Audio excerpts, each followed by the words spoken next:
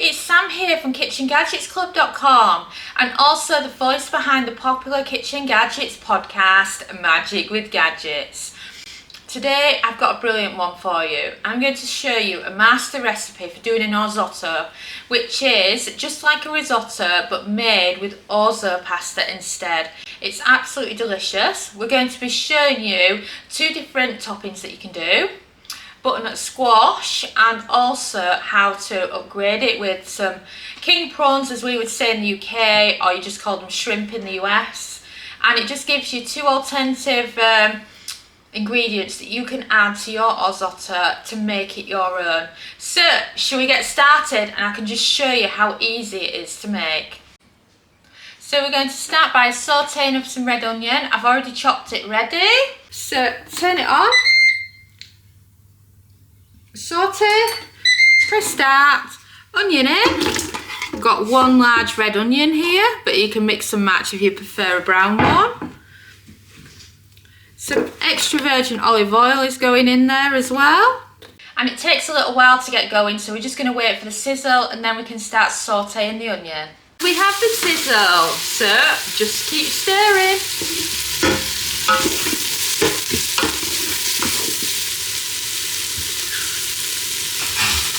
So I'm now happy with the colouring on the onion, so I'm going to deglaze the cooking pot with the stock.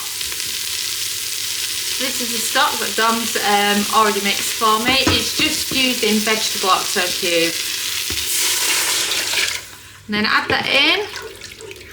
That instantly gets rid of the steam. And then also add in some wine. I'm just finishing that bottle there. They're of course full measurements over at kitchengadgetsclub.com. And then make sure you cancel your saute. And then you can add in your rice. I've got rice. I always call it rice, you know, because orzo just has that resemblance of rice even though it's pasta. So I'm popping it in now. Give it a stir. You want to make sure the pasta is below the liquid. And then what I also love is chopped frozen garlic, because it doesn't burn in the cooking pot because it's already frozen, so it takes a while to get to normal temperature, and it's just an easy grab from the freezer. So just grab yourself some frozen garlic, pop this in as well. So now it's time to pop the lid down and start pressure cooking. So I'm just doing the pasta, the wine and the stock at the moment. What you can also do is you can put some vegetables or some seafood in top position at this point and it can pressure cook. But I find it ends up overly cooked, so what we can do instead is we can air fry it at the end. And that's the beauty of these machines, you know, the fact that you can go from pressure cooking to air frying. So, shall we get the lid down? So, for cooking your orzo pasta, we recommend pressure cooking. So you want to slide all the way across to the left to the pressure cook section, and you're looking for the delayed release, and you want to set it for high pressure 3 minutes, and then remember you need to set how long you want your delayed release to be, which is 10 minutes, and then press start. It will now start warming up and then of course pressure cooking.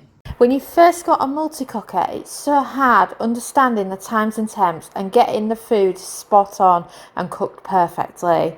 That's why we've made for you the multi-cooker cooking guide. It features all the main functions of the multi-cooker, from dehydrate to grill to steam roast to steam air fry, pressure cooking, and of course simple everyday air frying. It's perfect for lots of different types of multi-cookers, from Instant Pot users to Ninja Foodi users, Ninja Speedy, air fryer. Even if you've got a flex straw, it's just perfect for so many of them. You'll find the link below in the description, and you can pre-order it now. And now let's get back to the video. And it's finished releasing its pressure, so shall we check on it? So pop the slide all the way over to the right hand side so you can lift up your lid. and you'll see a lot of steam to begin with, and then it will clear and you'll be able to see the lovely pasta orzo that you've just cooked. And check that out, doesn't it look fantastic? And of course you can use your wooden spoon to give it a quick mix. Oh, look at that. And doesn't it have that lovely resemblance to risotto? You can see what people are talking about. Now let's add in some extra ingredients. I really like some balsamic vinegar. So pop that in. And then some dried oregano is always really nice in it as well. And of course salt and pepper. We have to have salt and pepper, don't we?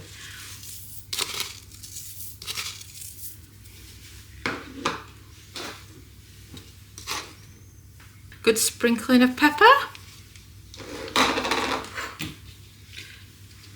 And then I'm adding in some creme fraiche because I'm going with an orzotto here. So 2 to 3 tablespoons is perfect. And then give it a good stir. And then once you're happy with it, we can talk about adding in extra ingredients to change this just from a basic master recipe for an orzotto into something special. So what I prefer to use for this is your rack in top position, because then you can cook food on top of the pasta, and because the pasta's below, it can absorb the last of the liquid as well and just make it really, really nice and taste it, and the texture will just be spot on. And of course, if you prefer, you can also add in some frozen peas if you want at this point, or some sweet corn, or some other ingredients like that that you like to add in. But let's get that rack in, shall we? So this is the rack if you've not used it before, and this is considered as top position just because it's higher up in the cooking pot, whilst that's considered lower position because of course it sits lower. So if you want it in top position like that, and then you can just pop it on top of whatever you're cooking like that to cook food on top. It's a great way to cook using these kitchen gadgets, and we do it quite a lot.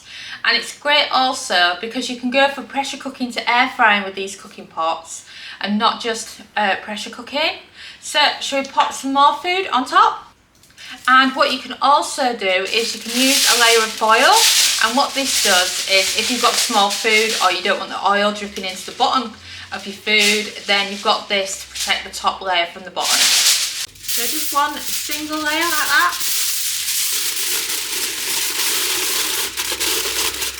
And then you can work like that. Oh yes, I know I've put a slight hole in it, you know, nails problem. But yeah, you can put butternut squash up top, and then you've got a butternut squash orzotto. So this is some butternut squash that I already had diced up, and then add a drizzle of olive oil, seasoning of salt, seasoning of pepper. I've also got some fresh parsley there as well, and you can just give it a mix with your hands and pop it on top. And then look, you've got those lovely seasoned butternut squash to go on top. And then this gives you more of a texture to your risotto if you want butternut squash that just doesn't just go like mash. Otherwise, if you'd rather it be a bit more stodgy, you can put it in with your pasta and it can all cook together. So we're just going to pop the lid down now. And we've beat. So should we check on the butternut squash? Wow, doesn't it look fantastic already? So you can cook it for a little bit longer if you like, or it's fork tender at this point and perfect for adding in. And you can see the oil that's gathered on the foil as well. And you can of course add this in to your risotto if you prefer. I'll just show you how fork tender we're talking. And then of course you can lift it out. So grab a tea towel, pop it up, and you've still got your delicious orzotto below that you made earlier. You can grab your butternut squash, you can load it up into your orzotto, and now you just made yourself a really easy cheese butternut squash orzotto. It's just amazing. wanted to show you a cheats way of how you can actually turn it into a prawn and butternut squash orzotto. So what I have here is I've got some frozen king prawns. They are raw, but they're already been peeled and prepared and everything. So all you need to do is cook them. And they cook really quickly in these cooking pots. So you can just pop it open. You can add them on top like this. Doesn't matter if a little bit of ice goes in, because it'll just go into it, and you can just give it a quick stir.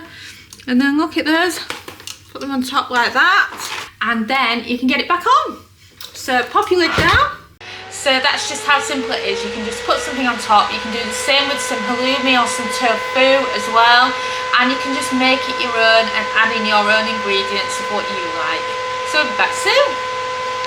So I'm going to stop it there, so it's done 5 minutes and a little bit on the prawns, because they're already cooked. That's just how quick it is in one of these kitchen gadgets. Can you actually believe that? And they're raw frozen ones as well. Oh, and don't they look fabulous? And then I'm just going to give them a little bit longer on the other side and give it a stir, just so that they're fully cooked underneath. And then we can add in some lemon as well, and then give it an extra stir, and then back on for another minute and a bit. And we've beeped. So shall we check on it? Wow, look at that. Doesn't that look fantastic? And that is just how amazingly easy it is to do an orzotto in your cooking pot. The Ninja Foodi is brilliant for this kind of thing, and you can use any, not just the 15-in-1 for this kind of recipe. So when you think of the functions, you're using saute, using pressure cook, and you're also using air fry.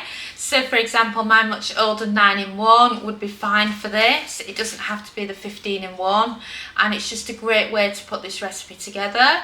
If you wanted to take this recipe to the Ninja Speedy, which of course doesn't have a pressure cooker button, but it has a steam button, then orzo cooks in 10 minutes on steam. So then you would cook it like that, and then you would finish off with the air fryer, just like we've shown you here. So it's just nice, the fact that you can go from gadget to gadget and be able to do it across different gadgets. So shall I portion myself some up?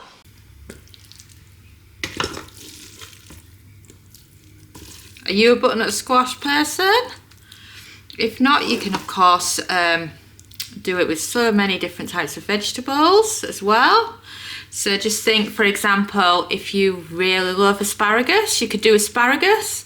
Asparagus on the air fryer mode is about 8 minutes, so you could just do that up top instead of butternut squash. It's just totally up to you. Oh, and just look at that, doesn't that look fantastic?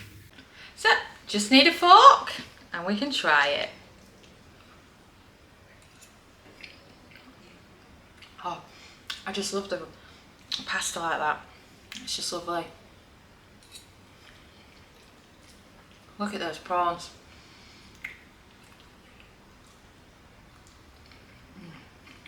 Those prawns are lovely.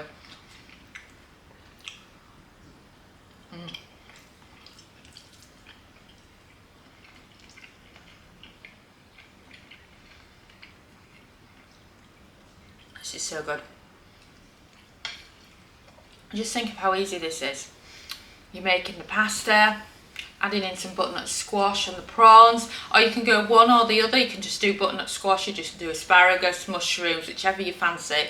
And it's just a brilliant starting point and great for getting to know your kitchen gadget. Thanks so much for watching our YouTube video. It feels so amazing that you've stuck round to the end. And of course, that must mean that you like our videos. So why not also follow us on social media? You can find us at the Kitchen Gadgets Club on Facebook and on Pinterest, TikTok. We're Kitchen Gadgets Club. You can subscribe to our YouTube channel for more great videos like this one. And you can also find us at kitchengadgetsclub.com, where we have a membership that shares brand new kitchen gadget recipes every week, and we also have lots of great ideas, resources, tips and tricks. And we are an ovenless kitchen, so we teach you exclusively how to cook with kitchen gadgets. And a ciao for now.